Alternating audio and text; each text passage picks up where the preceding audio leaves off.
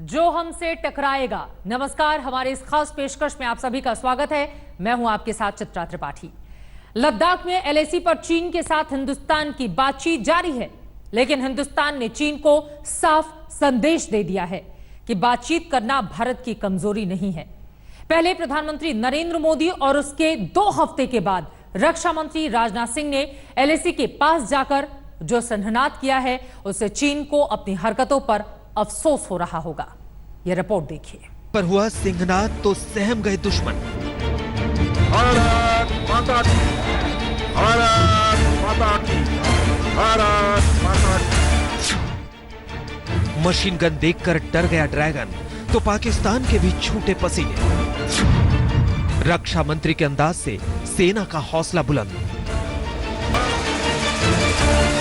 17 जुलाई को एलएसी पर और 18 जुलाई को एलओसी पर रक्षा मंत्री पहुंचे, तो इसके पीछे का संदेश बीजिंग और कराची तक पहुंचने में देर नहीं लगी होगी। भारत माता की, भारत माता की। एलएसी में उठी ये गूंज बीजिंग तक उसके हरकारे पहुंचा देंगे। रक्षा मंत्री राजनाथ सिंह ने फॉरवर्ड पोस्ट पर पहुंचकर कुछ इस अंदाज में जवानों का हौसला बढ़ाया। भारत माता की, उनकी जाबाजी को सराहा, उनके शौर्य को सलाम किया, उनकी पीठ थपथपाई, उन्हें मिठाई खिलाई। अपने जवानों के पराक्रम से भरोसे की उस ऊंचाई पर रक्षा मंत्री खड़े थे, जहां से हिंदुस्तान की सरहद का चप्पा चप्पा महफूज नजर आ रहा था। इस समय सीमा के विवाद को सुलझाने के लिए बातचीत का दौर चल रहा है।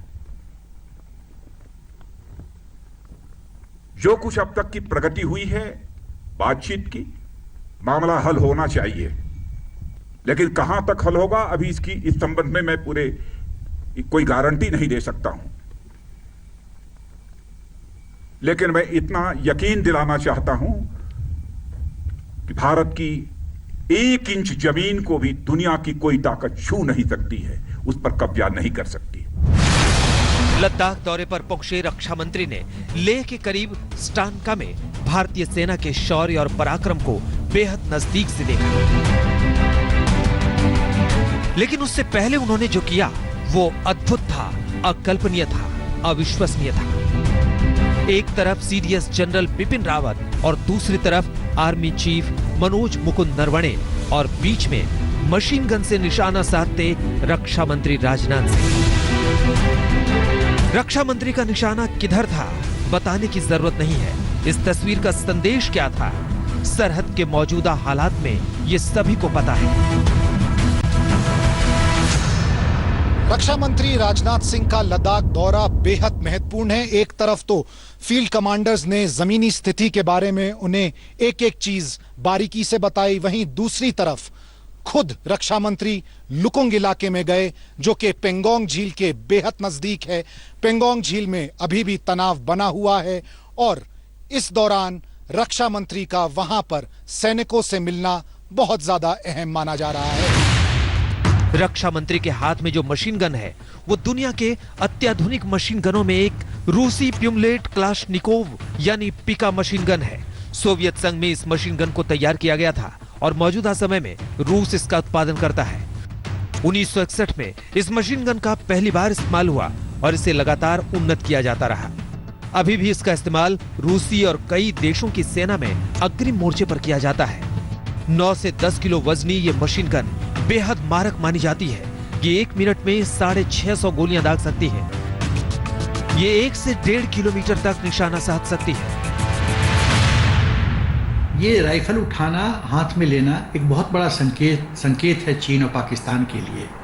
देखिए के लेवल पे, जब वो पॉलिटिकल लेवल पे इस तरह का बॉडी जेस्चरिंग करते हैं, इस तरह का सिंबॉलिक हरकत करते हैं, तो उसके कई बहुत कड़ा संदेश दुश्मनों को जाता है। पिका मशीन गन से निशाना लगाने के साथ साथ राजनाथ सिंह ने T-90 टैंक के साथ तस्वीरें भी खिंचवाई।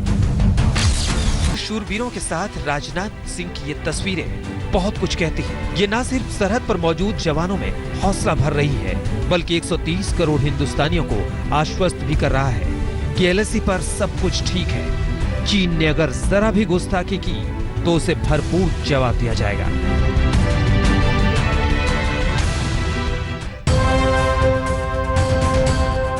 एलएसी पर सिंहनाद के बाद रक्षा मंत्री अगले दिन यानी 18 जुलाई को एलओसी पर पहुंचे। यहां कुपवाड़ा का फॉरवर्ड पोस्ट भारत माता की जय के उद्घोष से गूंज उठा।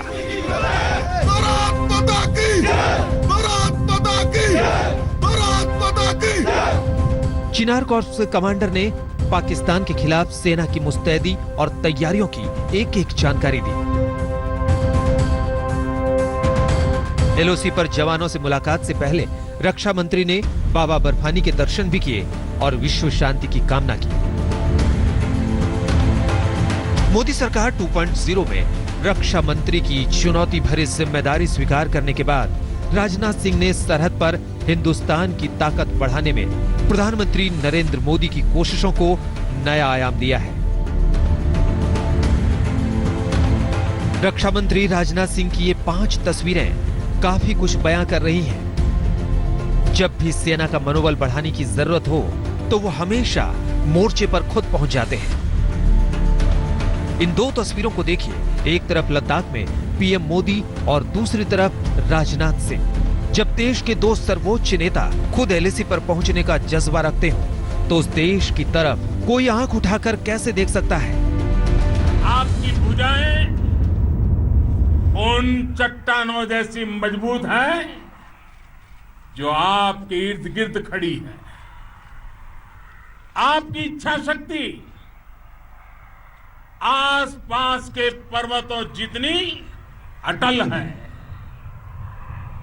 आज आपके बीच आकर मैं इसे महसूस कर रहा हूं। मैं कह सकता हूं कि आप लोगों ने केवल भारत की सीमा की सुरक्षा नहीं की है, बल्कि भारत के 130 करोड़ भारतवासियों के सम्मान की आपने सुरक्षा की है। इसके लिए भी मैं अपनी तरफ से आप सबका हार्दिक अभिनंदन करना चाहता हूं और देश के अपने सारे ऐसे सेना के जवानों का अभिनंदन करना चाहता हूं।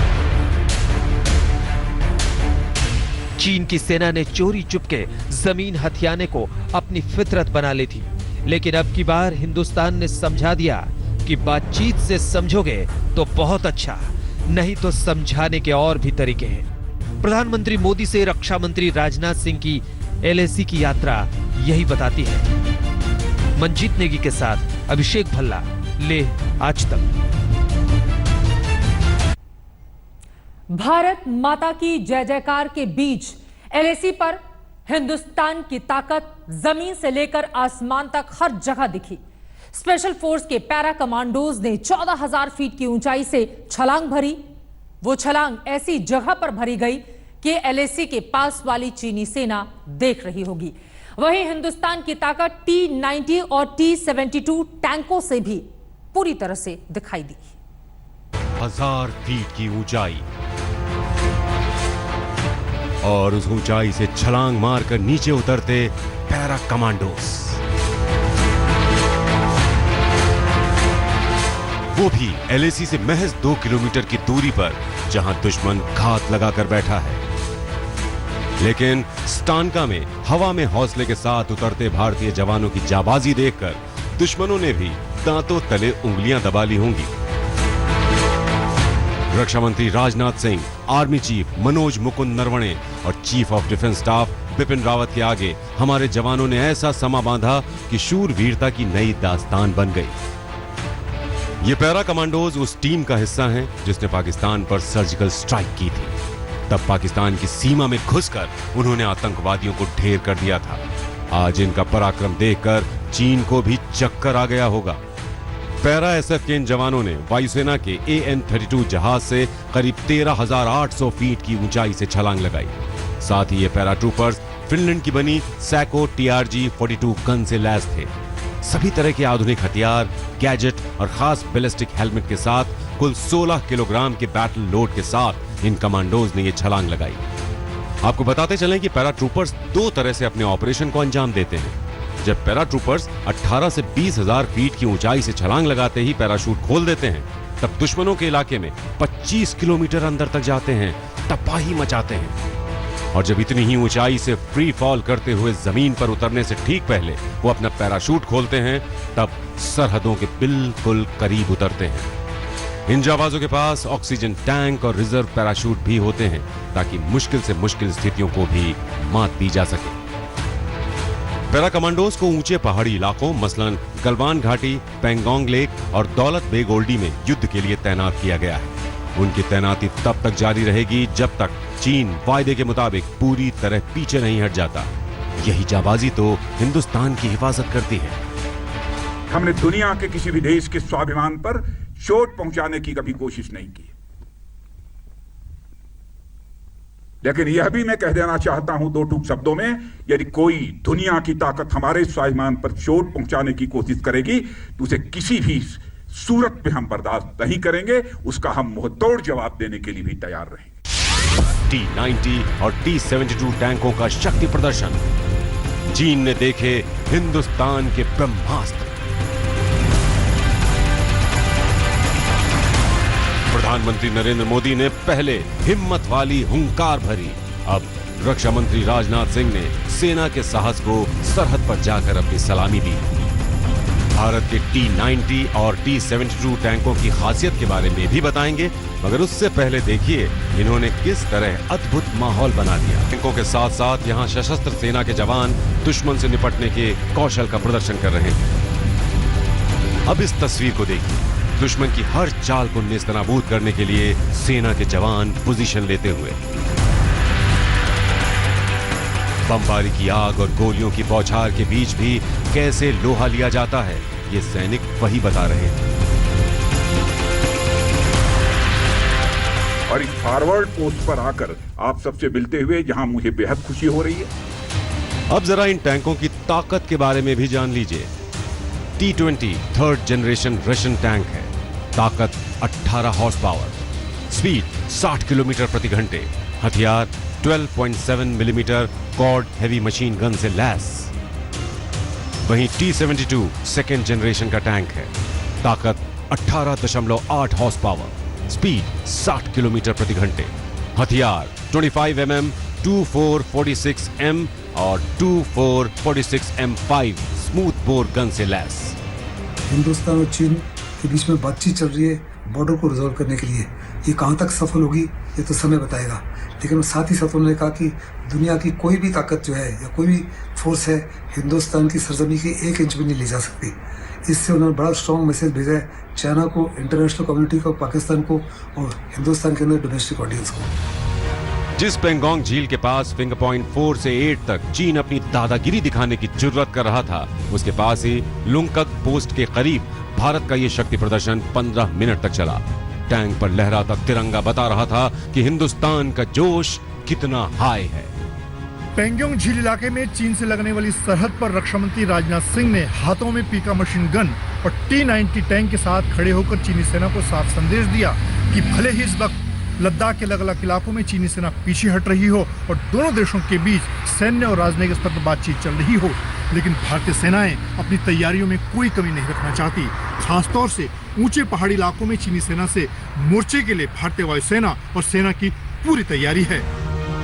और ये बात सिर्फ लद्दाख की नहीं है, बल्कि लद्दाख में दौलत बेग ओल्डी से लेकर अरुणाचल प्रदेश में किबुथु तक हिंदुस्तान के 20,000 जाबाज की निगहबानी हमारी सरहदों को चीन से बचा रही है और चीन को बता भी रही है कि खबरदार, नहीं तो अंजाम बहुत बुरा होगा। मंजीत नेगी के साथ अभिषेक भल्ला, लेह आज तक। रक्षा मंत्री राजनाथ सिंह के लद्दाख पर LAC के दौरे से 2 हफ्ते पहले प्रधानमंत्री नरेंद्र मोदी खुद ही लद्दाख होकर आए थे। उनका जाना सिर्फ चीन ही नहीं बल्कि दुनिया के लिए एक बड़ा पैगाम था कि भारत अपनी एक इंच जमीन की हिफाजत के लिए किसी भी देश को मुंहतोड़ जवाब दे सकता है। और अब तो दुनिया के बड़े बड़े विशेषज्ञ भी मानने लगे हैं कि चीन को उसके ब्लंडर का एहसास हो चुका है।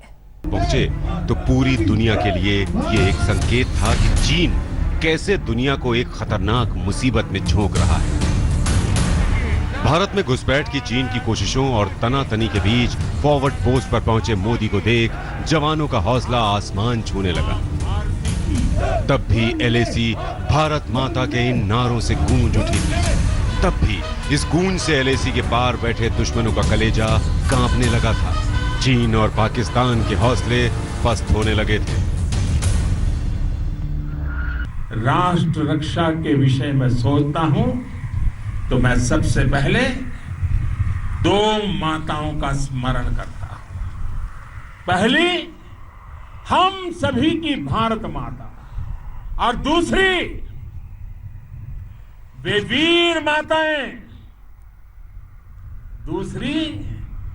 वीर माताएं, जिन्होंने आप जैसे पराक्रमी योद्धाओं को जन्म दिया। गलवान में हिंदुस्तान के जाबाजों ने चीनी सेना को अच्छे से सबक सिखाया।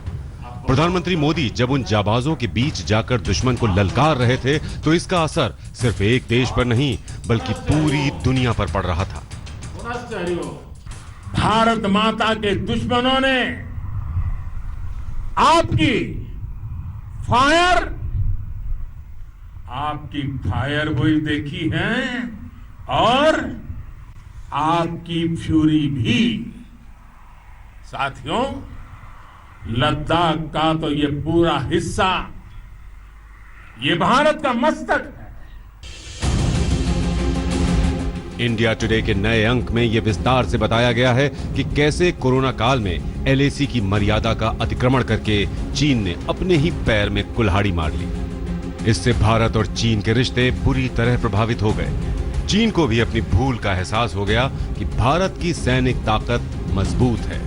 वहीं चीन का आर्थिक बहिष्कार बीजिंग की जेब खाली कर सकता है। साथ ही भौगोलिक राजनीतिक परिवेश भारत के पक्ष में है। अमेरिका का खुल्लम खुल्ला भारत के साथ होना चीन के लिए घाटे का सौदा है। हिंदुस्तान की तरह अमेरिका भी चीन से बुरी तरह खफा है। चीन के राष्ट्रपति शी जिनपिंग ने विश्व शक्ति बनने के चक्कर में कई चीजों का हिसाब ठीक से नहीं लगाया। ड्रैगन ये भूल गया कि दुनिया चीन की विस्तारवादी नीति से आजिज आ चुकी है। इसी बीच उसने भारत से पंगा ले लिया। विस्तारवाद का युग समाप्त हो चुका है। ये युग विकासवाद का है। तेजी से बदलते हुए समय में विकासवाद ही प्रासंगिक है। चीन को इस बात का एहसास तो है कि उसने लद्दाख में बहुत बड़ी गलती कर दी, लेकिन चीन जैसा शातिर देश जल्दी पीछे नहीं हटता। ऐसे में वो पाकिस्तान को ज्यादा समर्थन और मदद देकर हिंदुस्तान को परेशान करने का प्रयास कर सकता है। लेकिन चीन को जवाब देने का मंत्र प्रधानमंत्री मोदी अपने वीर जवानों को दे आए हैं। उनके पराक्रम, उनके सिंहनाद से धरती अब भी उनका जयकारा कर रही है। आज हर देशवासी का सिर आपके सामने, अपने देश के वीर सैनिकों के सामने आदरपूर्वक नतमस्तक होकर के नमन करता है। चीन के राष्ट्रपति शी जिनपिंग के लिए भारत से टकराना बेहद घाटे और दुनिया भर में किरकिरी का सौदा बन चुका है। ऐसे में भारत से बातचीत के रास्ते से निकले फॉर्मूले पर चलना ही उनके लिए बेहतर कदम हो सकता है। आज तक ब्यूरो। जो हमसे टकराएगा उसका हश्र क्या होगा, इन तैयारियों के जरिए आप समझ सकते हैं। एक ब्रेक के लिए हम रुकेंगे, फौरन लौटते हैं। आप देखते रहिए आज तक। लद्दाख में तनाव कम करने को लेकर भारत चीन के बीच बातचीत का सिलसिला जारी रहा। दो इलाकों से चीन पूरी तरह से पीछे हट चुका है, जबकि दो इलाकों पर पेंच अभी फंसा हुआ है। अगर मामला बातचीत से नहीं सुलझा तो फिर गलवान जैसा टकराव हो सकता है। भारत ने साफ कर दिया है कि चीन को तमाम इलाकों से अपनी सेना को 5 मई से पहले की स्थिति में ले जाना ही होगा।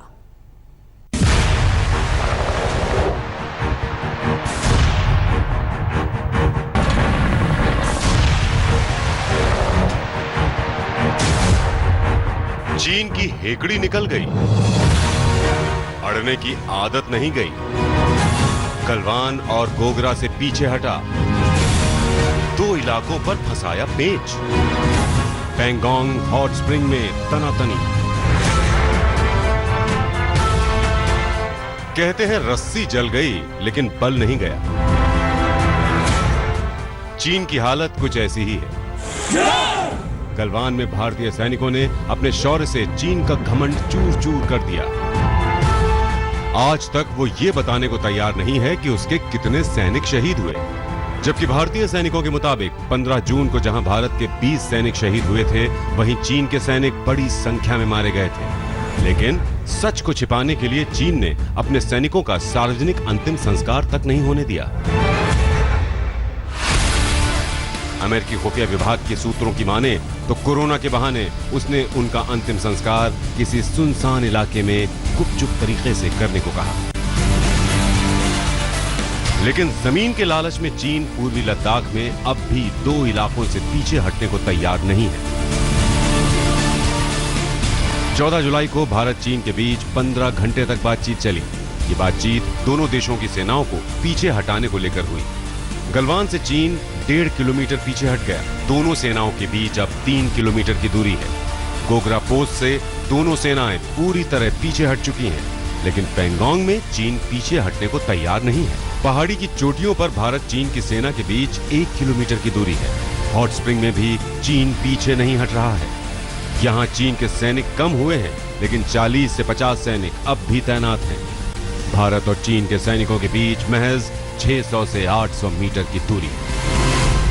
सैन्य और राजनयिक स्तर पर कई दौर की बातचीत के बाद फिलहाल पूर्वी लद्दाख के अलग अलग इलाकों से चीनी सेना पीछे तो हटी है, लेकिन अभी भी सबसे बड़ा पेंच पेंगोंग शो लेक में फिंगर 8 को लेकर है, जहां पर चीनी सेना वापस फिलहाल जाने के मूड में नहीं दिख रही है। इस बीच भारतीय सेना और सरकार ने भी साफ कर दिया है कि जब तक चीनी सेना पूरी तरह से अपनी परमानेंट लोकेशन पर नहीं जाती है, तब तक लाइन ऑफ एक्चुअल कंट्रोल पर शांति स्थापित नहीं हो सकती है। पैंगोंग इलाके में हथेली के आकार के इन पहाड़ियों के उभरे हिस्से को फिंगर कहा जाता है। पहले चीन की सेना फिंगर 8 पर थी, लेकिन 5 मई से पहले चीनी सेना 8 किलोमीटर अंदर तक आई और फिंगर 4 पर कैंप बना लिया। जबकि भारत का कहना है कि LAC फिंगर 8 से जाती है और चीन को उससे पीछे जाना होगा। पहले भारतीय सेना फिंगर 4 से आगे फिंगर 8 तक पेट्रोलिंग किया करती थी। इस बार चीन फिंगर 4 पर आकर जम गया और भारतीय सेना को आगे बढ़ने से रोक दिया। इस वजह से ही झड़प हुई। 14 जुलाई को दोनों सेनाओं को पीछे हटाने को लेकर कोर कमांडर स्तर की चौथे दौर की बातचीत हुई। इसमें पैंगोंग और हॉट स्प्रिंग पर बात नहीं बनी। भारतीय सेना के मुताबिक सीनियर कमांडरों ने सेना को पीछे हटाने के पहले दौर के प्रगति की समीक्षा की और पूरी तरह से सेना को पीछे हटाने के कदमों पर बातचीत की। दोनों पक्ष पूरी तरह सेना को प्रतिबद्ध हैं। ये प्रक्रिया जटिल है और इसमें लगातार जांच पड़ताल की जरूरत पड़ती है।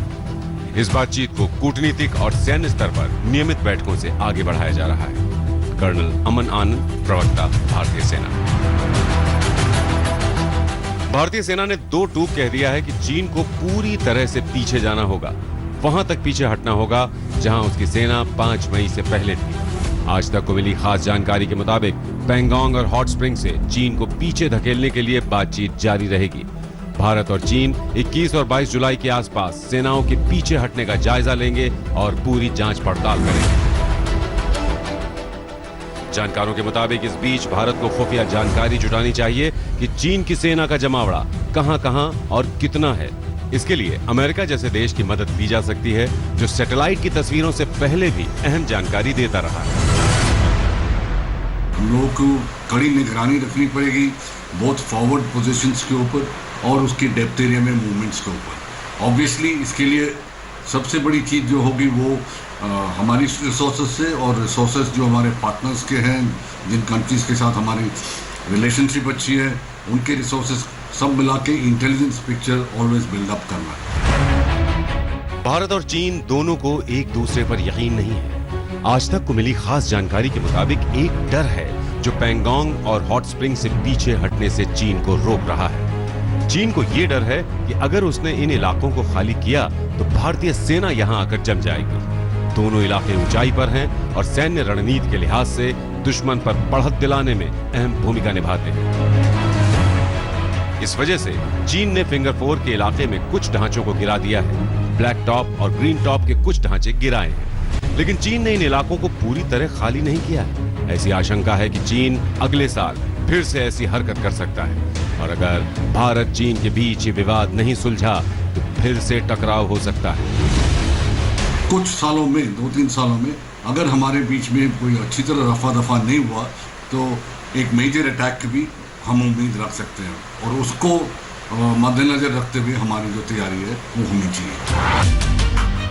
यही वजह है कि राष्ट्रीय सुरक्षा सलाहकार अजीत डोभाल ने चीन के विदेश मंत्री यांग यी से हुई बातचीत में साफ कर दिया था कि दोनों सेनाओं को पीछे हटना पड़ेगा। उन्हें वहां तक पीछे हटना होगा जहां वो मई से पहले स्थायी कैंप में थी। फिलहाल जहां से दोनों सेनाएं पीछे हटी हैं, वहां किसी तरह की पेट्रोलिंग नहीं होगी। अभिषेक भल्ला के साथ मंजीत नेगी, दिल्ली आज तक। लद्दाख में घिरे चीन की नकेल कसने के लिए भारत ने उसे समंदर में घेरने की बड़ी योजना बनाई है। इस योजना में दुनिया के कई ताकतवर देशों को इकट्ठा करने की भी प्लानिंग है। दरअसल चीन भी अब पहले की तरह समंदर में कमजोर नहीं है। ताकत के मामले में उसकी नौसेना अमेरिका के बाद दूसरे नंबर पर आती है। इसी वजह से हिंदुस्तान भी कर रहा है दूसरे मुल्कों के साथ मिलकर समंदर में चीन को घेरने की तैयारी।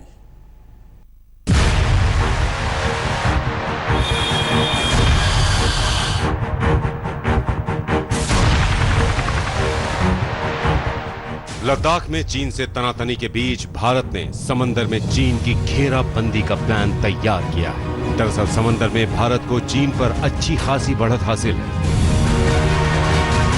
साल 2001 में जब भारत ने अंडमान निकोबार में तीनों सेनाओं का ज्वाइंट कमांड बनाया था, तब चीन ने इसे बंगाल की खाड़ी पर दबदबा कायम करने के तौर पर देखा था। इस कमांड की ताकत उस हिसाब से नहीं बढ़ी जैसा सोचा गया था, लेकिन इसका प्रभाव ऐसा था कि 2003 में चीन के तत्कालीन राष्ट्रपति हू जिनताओ की चिंता इतनी बढ़ गई थी कि उसे मलक्का की दुविधा का नाम दिया गया। पोर्ट ब्लेयर में भारतीय नौसेना का अड्डा है। दूसरी तरफ मलक्का की खाड़ी के तंग रास्ते का इस्तेमाल चीन जरूरी आपूर्ति के लिए करता है। ऊर्जा के लिए जरूरी 80% सप्लाई। भारत आज एक साथ दो दुश्मनों का सामना कर रहा है। एक तरफ हमारा पड़ोसी चीन है तो वहीं दूसरी तरफ है पाकिस्तान, और दोनों की हरकतें क्या है दुनिया के सामने। भारत के पराक्रम को देखते हुए इस वक्त दोनों साथ आ गए हैं। लद्दाख में तनातनी के बीच चीन ने पाकिस्तान में भारत के खिलाफ बड़ी साजिश रची है। वो न केवल पाकिस्तान को भारत की जासूसी करने वाले उपकरण मुहैया करा रहा है, बल्कि भारतीय सीमा के उस पार हवाई पट्टियां भी बना रहा है। कश्मीर में भारत की जबरदस्त तैयारी से चीन और पाकिस्तान दोनों डरे हुए हैं। लिहाजा भारत पर नजर रखने के लिए पीओके में चीन और पाकिस्तान ने गठजोड़ कर लिया है। खुफिया सूत्रों के हवाले से बड़ा खुलासा हुआ है कि पीओके में चीन ने सर्विलांस सिस्टम लगाए हैं। गुजरात, राजस्थान पर भी चीनी उपकरण से निगरानी रखने की योजना है। इसके लिए पाकिस्तान ने चीन से बड़े पैमाने पर बर्फीले इलाके में काम आने वाली ड्रेस खरीदने का फैसला किया है। अमेरिका के शब्दों में धूर्त घोषित किया गया चीन और दुनिया की नजरों में आतंक का दूसरा नाम बन चुके पाकिस्तान ने भारत की सैन्य और राजनीतिक ताकत से डरकर पीओके में नई साजिश रची है। पीओके ही नहीं, इस साजिश को भारत के दो दुश्मन देशों ने गुजरात, राजस्थान में अंतर्राष्ट्रीय सीमा के उस पार भी अंजाम दिया है। आज तक को खुफिया सूत्रों से मिली एक्सक्लूसिव जानकारी के मुताबिक जम्मू कश्मीर के राजौरी सेक्टर के सामने पाकिस्तान ने पीओके में चीन से मिला सर्विलांस सिस्टम लगाया है। इससे वो भारतीय सेना की गतिविधियों पर नजर रख सकेगा। सूत्रों की माने तो पीओके में पाकिस्तान ने जियारत टॉप और फॉरवर्ड डिफेंस लोकेशन चलीरा में सर्विलांस सिस्टम लगाया है। निगरानी रखने वाले उपकरण चीन की मदद से कई जगहों पर लगाए गए हैं। चीन शिनजियांग से पाकिस्तान के ग्वादर तक आर्थिक गलियारा बना रहा है। ये सड़क उस पाकिस्तान के कब्जे वाले कश्मीर से होकर जाती है जिसे मोदी सरकार अखंड कश्मीर का हिस्सा मानती है। संसद में गृह मंत्री अमित शाह साफ कर चुके हैं कि अक्साई चीन भी कश्मीर का ही हिस्सा है। मैं ये बात रिकॉर्ड पर रखना चाहता हूं कि जब मैं सदन में जब जम्मू एंड कश्मीर राज्य बोला हूं, तब पाक ऑक्यूपाई कश्मीर और अक्साई चीन दोनों इसका हिस्सा है।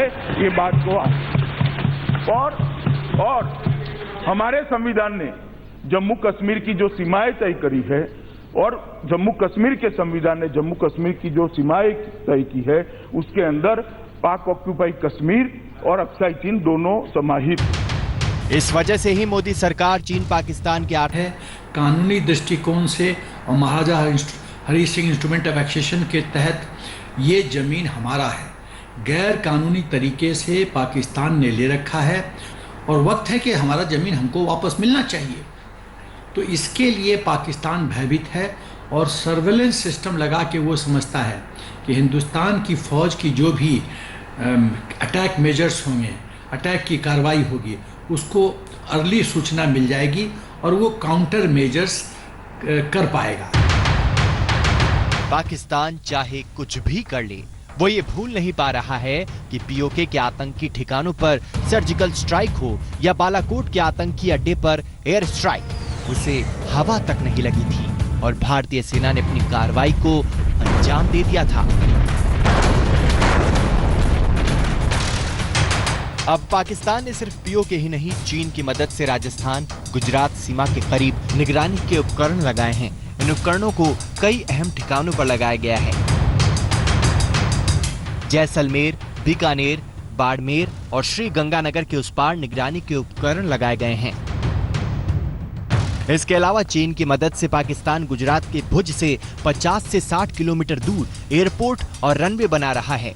खुफिया सूत्रों से आज तक को मिली जानकारी के मुताबिक इस काम के लिए पाकिस्तानी सेना के 20 अधिकारी और 300 से ज्यादा मजदूर लगाए गए हैं। जानकारों की माने तो भारत के साथ युद्ध के हालातों में चीन इन हवाई पट्टियों का इस्तेमाल कर सकता है। जितेंद्र बहादुर सिंह, दिल्ली, आज तक। भारत माता की, भारत। अपनी आर्थिक और सैन्य ताकत की बदौलत चीन पूरी दुनिया में अपना जाल फैलाता जा रहा है। हाल ही में उसने ईरान के साथ एक बड़ा सौदा किया और इसके बाद भारत के हाथ से एक बड़ा करार निकल गया।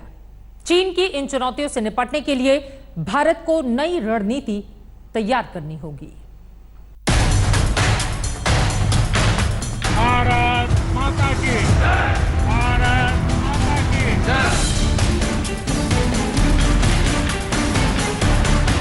लद्दाख में भारतीय सेना के पराक्रम ने सुपर पावर बनने वाले चीन का गुरूर चूर चूर कर दिया, लेकिन दगाबाजी और चालबाजी के लिए कुख्यात चीन अपनी हरकतों से बाज नहीं आया। उसने भारत के दोस्त ईरान को अपने जाल में फंसाकर एक नई साजिश रच दी। चीन ने ईरान के साथ 400 अरब डॉलर की एक ऐसी डील की जिसके तहत ईरान 25 साल तक चीन को बेहद सस्ती कीमत पर कच्चा तेल और गैस देगा। बदले में चीन ईरान में बड़े पैमाने पर निवेश करेगा। लेकिन इस डील का सबसे खतरनाक हिस्सा हथियारों को लेकर किया गया सौदा है। इसके तहत चीन ईरान को घातक हथियार दे सकता है। चीन ने ईरान के साथ ये समझौता गुपचुप तरीके से उस वक्त किया है जब दुनिया कोरोना संक्रमण से जूझ रही है। परमाणु कार्यक्रम और हिजबुल्लाह, हमास जैसे आतंकी संगठनों को समर्थन देने की वजह से अमेरिका ने ईरान पर पाबंदी लगा रखी है। इस वजह से ज्यादातर देश उससे तेल नहीं खरीद रहे हैं। भारत सबसे ज्यादा तेल ईरान से खरीदता था, लेकिन अमेरिकी पाबंदी के बाद उसने ईरान से तेल का आयात लगभग बंद कर दिया है।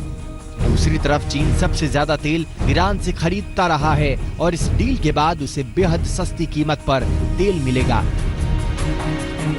अमेरिका को ठेंगा दिखाते हुए चीन ने एक तरफ जहां ईरान के साथ ये सौदा किया, वहीं इस सौदे की खबरों के बीच ईरान ने भारत को चाबहार रेल परियोजना से हटा दिया है।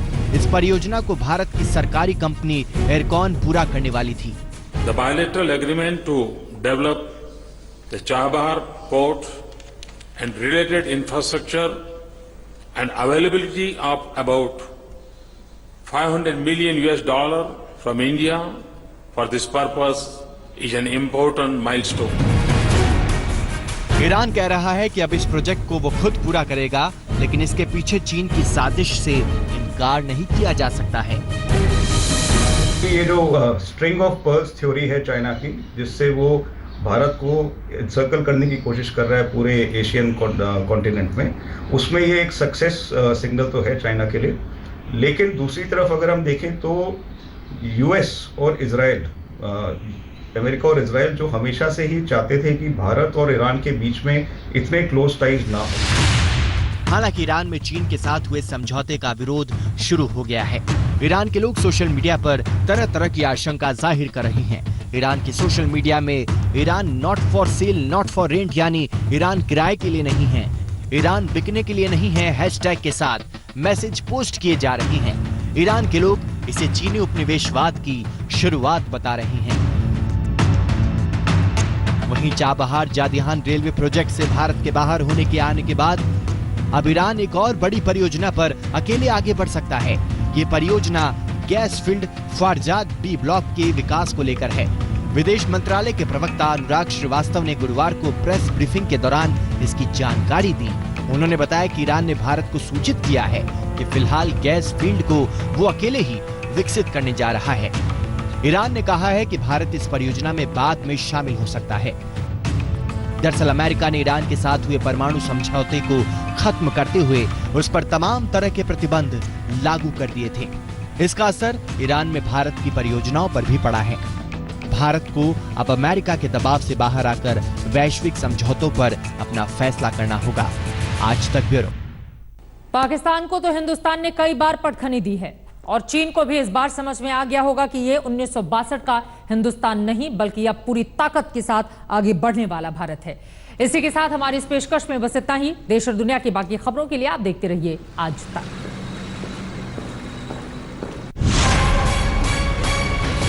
नमस्कार, मैं हूं अंजना ओम कश्यप। हमें उम्मीद है ये वीडियो आपको पसंद आया होगा। लेटेस्ट खबरों के लिए यूं ही देखते रहिए आज तक और इस वीडियो के पसंद आने पर लाइक, शेयर एंड सब्सक्राइब करना ना भूलें।